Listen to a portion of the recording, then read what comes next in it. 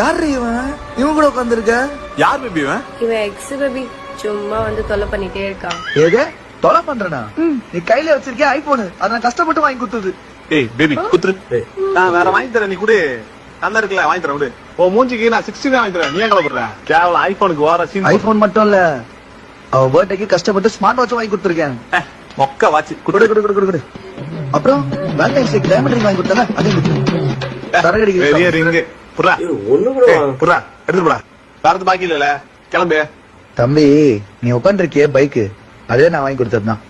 ஒண்ணு கூட உன் காசுல வாங்குவியா? அதுதான் நானும் நினைச்சேன். ஒண்ணு கூட அதான் எல்லாத்தையும் வாங்கிட்டு போயிட்டல, இப்ப எதுக்காக வந்த?